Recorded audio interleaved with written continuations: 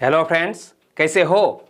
जी के 2020 YouTube channel के NCERT video series में आप सभी दोस्तों का हार्दिक स्वागत है। आज का हमारा सब्जेक्ट है इंडियन कॉन्स्टिट्यूशन एंड पॉलिटी और इस सब्जेक्ट में आज हम पंचायती राज नामक टॉपिक के बारे में चर्चा करने वाले हैं। तो यह वीडियो में आप लास्ट तक बने रहिए। लास्ट में कमेंट सेक्शन में जरूर बताना कि आपको यह वीडियो कैसा लगा। तो दोस्तों, कॉन्स्टिट्यूशन के लिहाज से बहुत ही महत्वपूर्ण यह टॉपिक है पंचायती राज, और यह वीडियो आपने लास्ट तक देख लिया तो एग्जामिनेशन में पंचायती राज से जुड़ा हुआ कोई भी क्वेश्चन पूछ लिया जाए तो आपका आंसर गलत नहीं होगा। पहले तो कुछ इंफॉर्मेशन में यहां स्क्रीन पर बताऊंगा और बाद में ये इंफॉर्मेशन से रिलेटेड क्वेश्चन भी आपकी स्क्रीन पर आएंगे और आपको गैस करना है कि सही आंसर क्या है। ठीक है, चलिए स्टार्ट करते हैं। तो दोस्तों, 1882 में यानी कि 1882 में लॉर्ड रिपन ने स्थानीय स्वशासन संबंधी प्रस्ताव दिया, जिसे भारतीय स्वशासन संस्थाओं के इतिहास में मैग्ना कार्टा कहा जाता है। क्या? 1882 में लॉर्ड रिपन ने स्थानीय स्वशासन संबंधी प्रस्ताव दिया, जिसे भारतीय स्वशासन संस्थाओं के इतिहास में मैग्ना कार्टा कहा जाता है। और इस प्रस्ताव के तहत रिपन ने नगरीय स्थानीय संस्थाओं के साथ साथ ग्राम पंचायतों, न्याय पंचायतों तथा जिला स्तर पर जिला बोर्ड के गठन का प्रस्ताव रखा था। दोस्तों, जो इंफॉर्मेशन मैंने आपको बताई, इनसे रिलेटेड क्वेश्चन आपकी स्क्रीन पर है। बताइए, भारत में स्थानीय स्वशासन का जनक किसको माना जाता है? भारत में स्थानीय स्वशासन का जनक किसको माना जाता है? लॉर्ड रिपन को माना जाता है। तो सही आंसर है ऑप्शन सी। यहां मैंने किसका नाम लिया था? लॉर्ड रिपन का नाम लिया था। क्या? लॉर्ड रिपन को भारत में स्थानीय स्वशासन का जनक, स्थानीय स्वशासन की जो संस्थाएं है और हमारे भारत देश में पंचायती राज है वो त्रिस्तरीय है। एक ग्राम पंचायत, दूसरा ब्लॉक लेवल पर तहसील पंचायत और तीसरा जिला पंचायत। ओके, तो पंचायती राज व्यवस्था क्यों अपनाई गई थी? ऐसा एक क्वेश्चन उत्तर प्रदेश की पब्लिक सर्विस कमीशन की प्रीलिम एग्जामिनेशन में पूछा गया था। क्वेश्चन क्या था? पंचायती राज व्यवस्था क्यों अपनाई गई थी? तो पंचायती राज व्यवस्था लोकतंत्र की शक्तियों के विकेंद्रीकरण के लिए अपनाई गई थी। क्या? लोकतंत्र की शक्तियों के विकेंद्रीकरण के लिए पंचायती राज व्यवस्था अपनाई गई थी।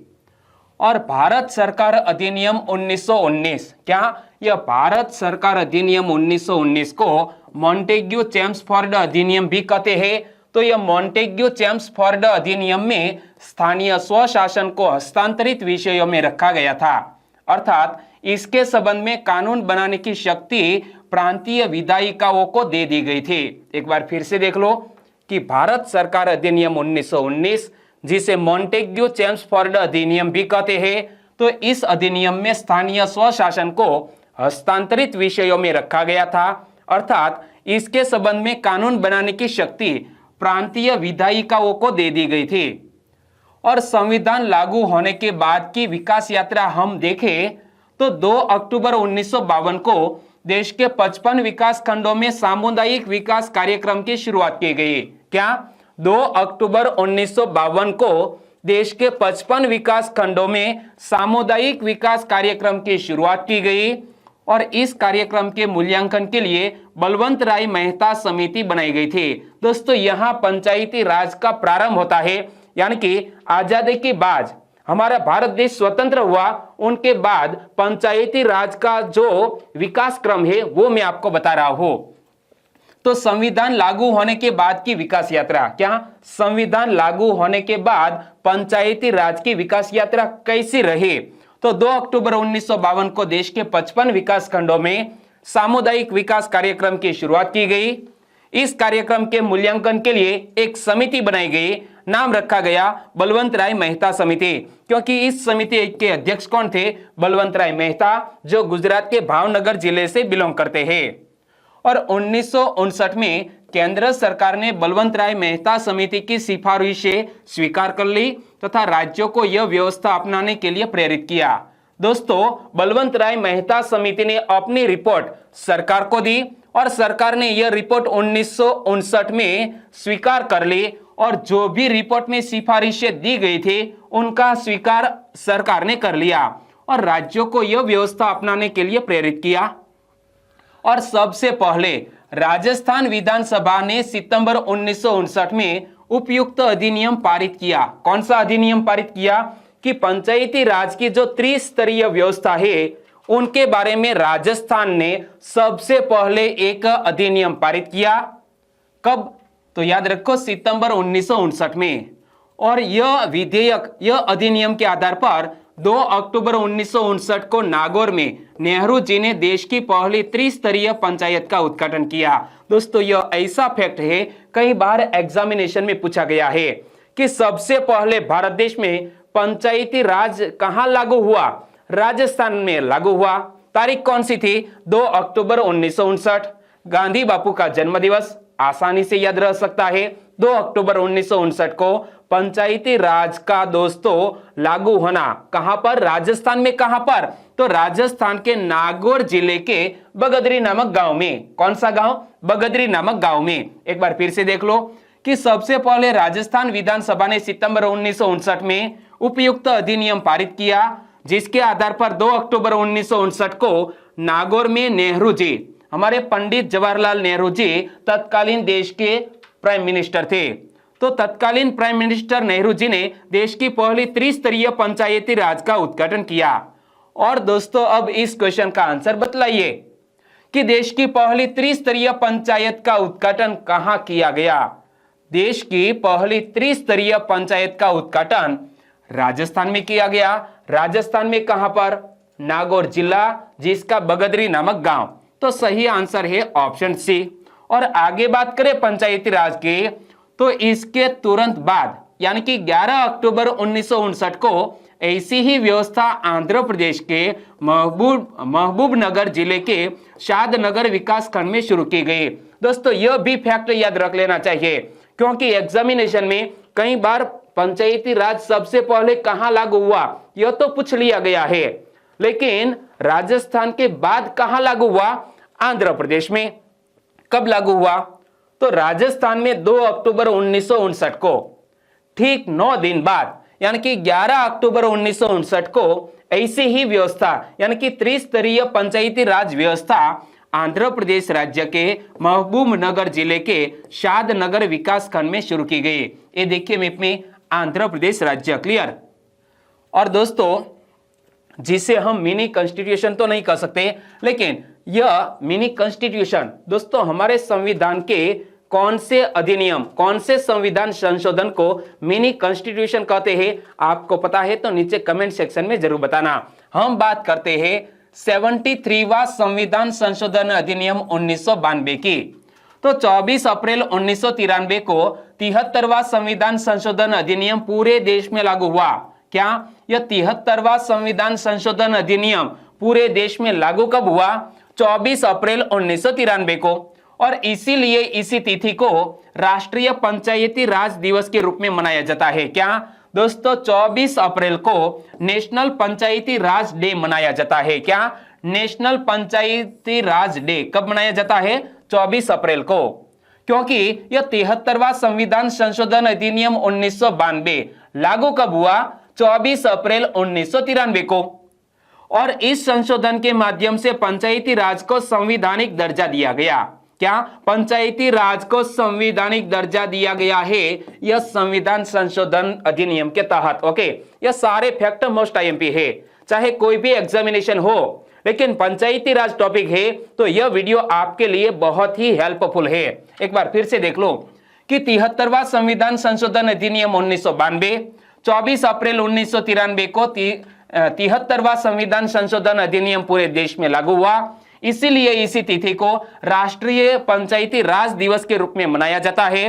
और इस संशोधन के माध्यम से पंचायती राज को संवैधानिक दर्जा दिया गया। चलिए आंसर दीजिए। राष्ट्रीय पंचायत दिवस यानी कि नेशनल पंचायती राज डे कब मनाया जाता है? हमने कौन सी तारीख याद रखी भाई साहब, बताइए। ओके, आपका ध्यान स्क्रीन पर था, वेल डन। 24 अप्रैल को राष्ट्रीय पंचायती राज दिवस मनाया जाता है। और दोस्तों जो मैंने आपको 73वां संविधान संशोधन अधिनियम बताया, तो इसके तहत संविधान के भाग 9 को पुनः जोड़ा गया। दोस्तों कॉन्स्टिट्यूशन में क्या परिवर्तन किया गया है यह 73वें संविधान संशोधन अधिनियम के तहत, तो भाग 9 को पुनः जोड़ा गया, जिसके अंतर्गत मूल संविधान में एकमात्र अनुच्छेद 243 था। ओके, और भाग 9 का शीर्षक क्या रखा गया, पंचायतें, तथा इसमें अनुच्छेद 243 से 243 तक शामिल है। ओके, और इसके अलावा इस संशोधन के माध्यम से संविधान में 11वीं अनुसूची भी जोड़ी गई, जिसमें पंचायतों के लिए निर्दिष्ट 29 विषयों की सूची दी गई है। मोस्ट आईएमपी फैक्ट है पंचायती राज को लेकर कि इसके तहत संविधान के भाग 9 को पुनः जोड़ा गया, जिसके अंतर्गत मूल संविधान में एकमात्र अनुच्छेद 243 था। भाग 9 का शीर्षक क्या है, पंचायतें, तथा इसमें अनुच्छेद 243 से 243 तक शामिल है।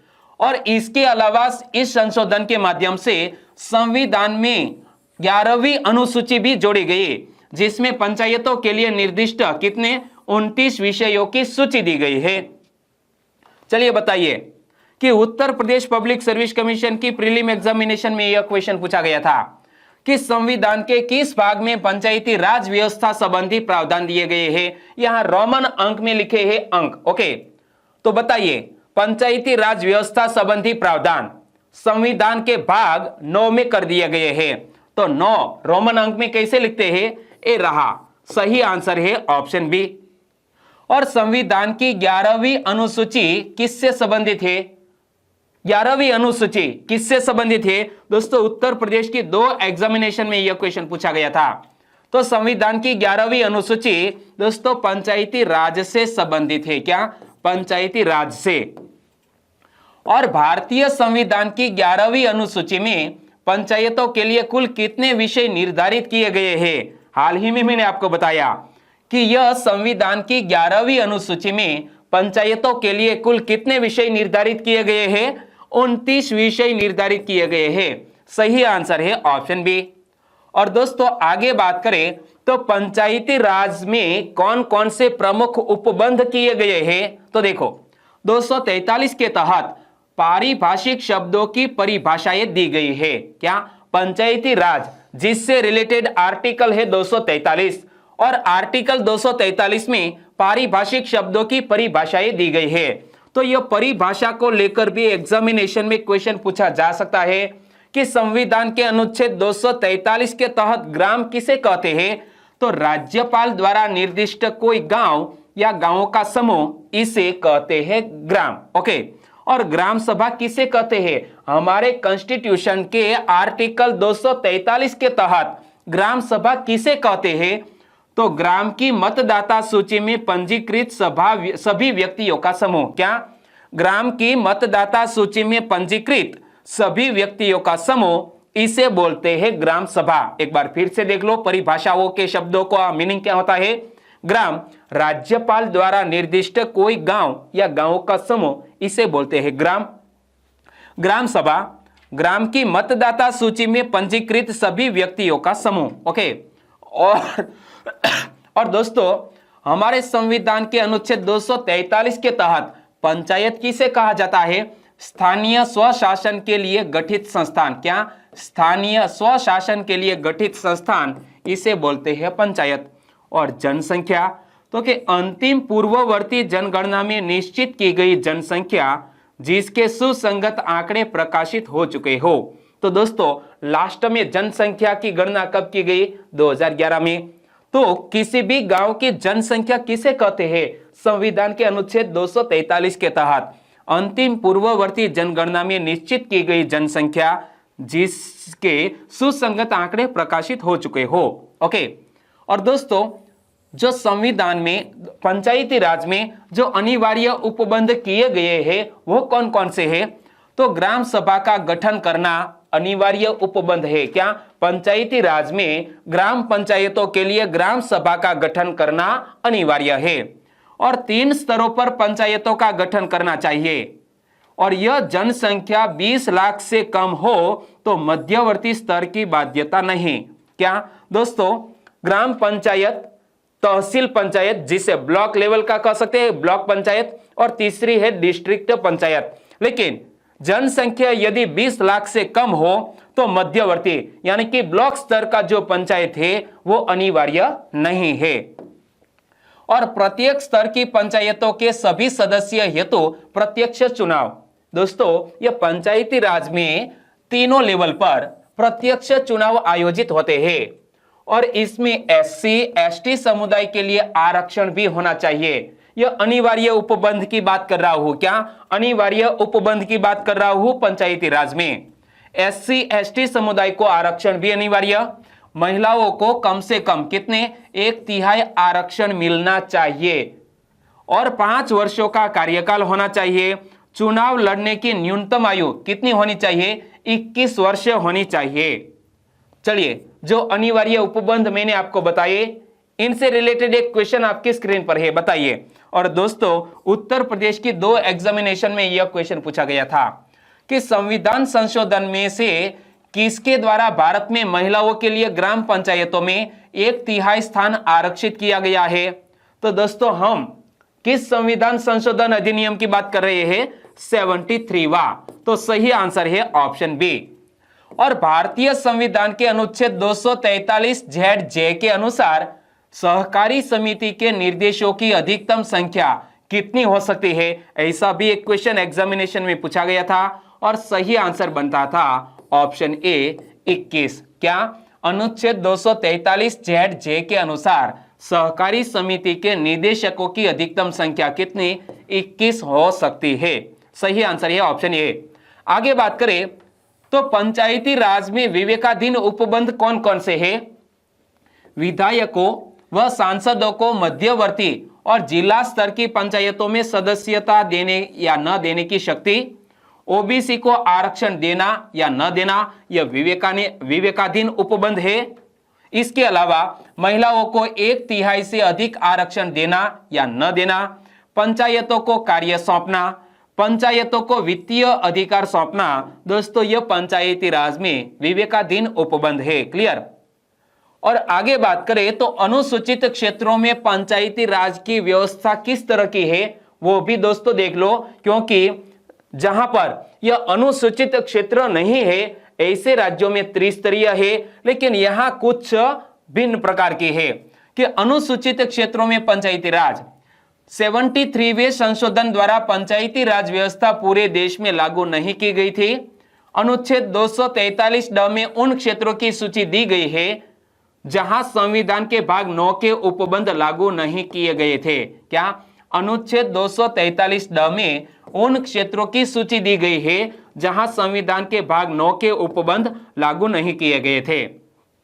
और ऐसे क्षेत्रों में अनुच्छेद 244(1) में निर्दिष्ट अनुसूचित क्षेत्र, अनुच्छेद 244(2) में निर्दिष्ट जनजातीय क्षेत्र, जिसकी चर्चा 6ठी अनुसूची में की गई है। क्या? यह अनुसूचित क्षेत्रों की दोस्तों जो बात है वो संविधान की 6ठी अनुसूची में की गई है। और नागालैंड, मेघालय, मिजोरम राज्य और मणिपुर के कुछ क्षेत्र तथा दार्जिलिंग के पर्वतीय क्षेत्र इसमें शामिल है। एक बार फिर से देख लो कि ऐसे क्षेत्रों में अनुच्छेद 244(1) में निर्दिष्ट अनुसूचित क्षेत्र, अनुच्छेद 244(2) में निर्दिष्ट जनजातीय क्षेत्र और जिनकी चर्चा 6ठी अनुसूची में की गई है। तो यह 6ठी अनुसूची में दोस्तों 4 राज्यों का जिक्र किया गया है और अनुसूची से रिलेटेड एक वीडियो हमारे चैनल पर अवेलेबल है, आपकी जरूरत के लिहाज से आप देख सकते हैं। ओके, तो नागालैंड, मेघालय, मिजोरम राज्य और मणिपुर के कुछ क्षेत्र तथा दार्जिलिंग के पर्वतीय क्षेत्र इसमें शामिल है अनुसूचित जनजातीय क्षेत्र में। ओके, और जून 1994 में सांसद दिलीप सिंह भूरिया की अध्यक्षता में 22 विशेषज्ञ सदस्यों की समिति का गठन किया गया, जिसे अनुसूचित क्षेत्रों की स्थिति का अध्ययन करके यह सुझाव देना था कि पंचायती राज के प्रावधान इन क्षेत्रों पर किस प्रकार लागू किए जा सकते हैं। क्या दोस्तों, जून 1994 में सांसद दिलीप सिंह भूरिया की अध्यक्षता में 22 विशेषज्ञ सदस्यों की समिति का गठन किया गया, जिसे अनुसूचित क्षेत्रों की स्थिति का अध्ययन करके यह सुझाव देना था कि पंचायती राज के प्रावधान इन क्षेत्रों पर किस प्रकार लागू हो सकते हैं। और आगे बात करें तो दोस्तों पंचायती राज में पेशा अधिनियम बहुत ही इंपॉर्टेंट है। हुर्रियत समिति की सिफारिशों के आधार पर दिसंबर 1996 में संसद में पंचायत उपबंध अनुसूचित क्षेत्रों तक विस्तार विधेयक प्रस्तुत किया गया। क्या यह हुर्रियत समिति की सिफारिशों के आधार पर दिसंबर 1996 में संसद में पंचायती उपबंध अनुसूचित क्षेत्रों तक विस्तार विधेयक प्रस्तुत किया गया और पेशा अधिनियम उन 8 राज्यों पर लागू हुआ जिनमें 5वीं अनुसूची के तहत अनुसूचित क्षेत्र विद्यमान थे। क्या यह पेशा अधिनियम उन 8 राज्यों पर लागू हुआ जिसमें 5वीं अनुसूची के तहत अनुसूचित क्षेत्र विद्यमान थे। और ये 8 राज्य कौन कौन से थे? तो आंध्र प्रदेश, बिहार, गुजरात, हिमाचल प्रदेश, महाराष्ट्र, मध्य प्रदेश, उड़ीसा और राजस्थान। यह 8 स्टेट थे। और आगे चलकर जब मध्य प्रदेश से छत्तीसगढ़ का गठन हुआ, आंध्र प्रदेश राज्य से तेलंगाना अलग हुआ, तो यह अधिनियम उन पर भी लागू हो गया। तो 8 राज्य थे, बाद में तेलंगाना और छत्तीसगढ़ का दोस्तों गठन हुआ, तो यह पेशा अधिनियम उन राज्यों पर भी लागू हुआ। और पेशा अधिनियम के मुख्य प्रावधान निम्नलिखित है। दोस्तों पेशा अधिनियम में कौन कौन से प्रमुख प्रावधान किए गए हैं? तो देखो, राज्य विधानमंडल अनुसूचित क्षेत्रों के लिए ऐसे कानून बनाएंगे जो जनजातियों के पारंपरिक कानूनों, सामाजिक धार्मिक रिवाजों और समुदाय के संसाधन प्रबंधन के परंपरागत तरीकों के अनुरूप हो। क्या राज्य विधानमंडल अनुसूचित क्षेत्रों के लिए ऐसे कानून बनाएंगे जो जनजातियों के पारंपरिक कानूनों, सामाजिक धार्मिक रिवाजों और समुदाय के संसाधन प्रबंधन के परंपरागत तरीकों के अनुरूप हो। आगे, प्रत्येक ग्राम सभा के पास यह क्षमता होगी कि वह अपने लोगों की परंपराओं और प्रथाओं, उनकी सांस्कृतिक पहचान, सामुदायिक संसाधनों और झगड़े सुलझाने के परंपरागत तरीकों का संरक्षण कर सके। दोस्तों ऐसी एक विभिन्न प्रकार की शक्ति ग्राम सभा के पास है। क्या प्रत्येक ग्राम सभा के पास यह क्षमता होगी कि वह अपने लोगों की परंपराओं और प्रथाओं, उनकी सांस्कृतिक पहचान और सामुदायिक संसाधनों और झगड़े सुलझाने के परंपरागत तरीकों का संरक्षण कर सके। पेशा अधिनियम में आगे मैं आपको बताऊं तो अनुसूचित क्षेत्रों में विकास परियोजनाओं के लिए भूमि का अधिग्रहण करने से पहले और ऐसी परियोजनाओं के कारण प्रभावित हुए लोगों का पुनर्वास करने से पूर्व ग्राम सभा या पंचायत के उचित स्तर से सलाह ली जाएगी। दोस्तों एक और भी अच्छी बात है पेशा अधिनियम में कि अनुसूचित क्षेत्रों में विकास परियोजनाओं के लिए भूमि का अधिग्रहण करने से पहले और ऐसी परियोजनाओं के कारण प्रभावित हुए लोगों का पुनर्वास करने से पूर्व ग्राम सभा या पंचायत के उचित स्तर से सलाह ली जाएगी कि हमारे यहाँ जमीन में दोस्तों कोई ऐसी है खनिज है, यानी कि चाहे लोहा प्राप्त हुआ हो या तो कोयला प्राप्त हुआ हो, तो सबसे पहले यहाँ विकास परियोजना शुरू करने से पहले ग्राम सभा या पंचायत से उचित स्तर पर सलाह ली जाएगी। और दोस्तों नोट कर लो कि 74वें संविधान संशोधन द्वारा पंचायतों की तरह नगर पालिकाओं को भी संवैधानिक प्रतिष्ठा प्रदान की गई है। क्या यह 74वें संविधान संशोधन द्वारा पंचायतों की तरह नगर पालिकाओं को भी संवैधानिक प्रतिष्ठा प्रदान की गई है। और दोस्तों पंचायती राज में विभिन्न जो समिति का गठन किया गया है उनकी भी बात कर ले, क्योंकि यहां से क्वेश्चन निकल सकते हैं। सबसे पहले बात करते हैं बलवंत राय मेहता समिति की। इमेज आप देख सकते हैं। बलवंत राय मेहता को भारत देश के पोस्टल डिपार्टमेंट ने दोस्तों 3 रुपये के मूल्य वाला एक डाक टिकट भी जारी किया था। तो याद रखो बलवंत राय मेहता समिति की बात मैं कर रहा हूं। उन्होंने कौन कौन सी सिफारिशें की है? सामुदायिक विकास कार्यक्रमों में अपेक्षित सफलता नहीं मिल पाने का मूल कारण जन सहभागिता की उपेक्षा है। क्या बलवंत राय मेहता समिति ने दोस्तों अपनी रिपोर्ट में बताया कि सामुदायिक विकास कार्यक्रम दोस्तों हमारे भारत देश के कितने विकास खंडों में लागू किया गया था वो आपको पता है कि सामुदायिक विकास कार्यक्रमों में अपेक्षित सफलता नहीं मिल पाने का मूल कारण क्या है? जन सहभागिता की उपेक्षा, यानी कि जन सहभागिता नहीं ली गई है। और जन सहभागिता सुनिश्चित करने का सबसे ठोस तरीका पंचायती राज ही हो सकता है और पंचायतों का त्रिस्तरीय ढांचा बनाया जाना चाहिए। ऐसी सिफारिश बलवंत राय मेहता समिति ने की थी। तो यहां से क्वेश्चन निकल सकता है कि पंचायतों का त्रिस्तरीय ढांचा बनाया जाना चाहिए, ऐसी सिफारिश किस समिति ने की थी? तो बलवंत राय मेहता समिति ने। आगे अशोक मेहता समिति की बात करें तो पंचायत व्यवस्था द्विस्तरीय होनी चाहिए। क्या? अशोक मेहता समिति ने सिफारिश की थी कि पंचायती राज व्यवस्था द्विस्तरीय होनी चाहिए, जबकि बलवंत राय मेहता समिति ने सिफारिश की कि पंचायती राज व्यवस्था त्रिस्तरीय होनी चाहिए। तो देखो, पंचायती राज व्यवस्था द्विस्तरीय होनी चाहिए। पहले स्तर पर मंडल पंचायत हो और दूसरे स्तर पर जिला पंचायत हो, लेकिन जो ब्लॉक पंचायत होनी चाहिए वो यहां निकाल दी गई है। और पंचायतों का कार्यकाल कितने? 4 वर्षों का होना चाहिए। अशोक मेहता समिति ने सिफारिश की कि पंचायतों का कार्यकाल कितने? 4 साल का होना चाहिए और पंचायतों के चुनाव दलगत आधार पर होने चाहिए और पंचायती राज संस्थाओं को संवैधानिक दर्जा दिया जाना चाहिए। अशोक मेहता समिति की बात की। चलिए अब इस क्वेश्चन का आंसर बताइए। किसने पंचायती राज व्यवस्था में द्विस्तरीय पद्धति की अनुशंसा की थी? यह क्वेश्चन एक बार एग्जामिनेशन में पूछा गया था। तो द्विस्तरीय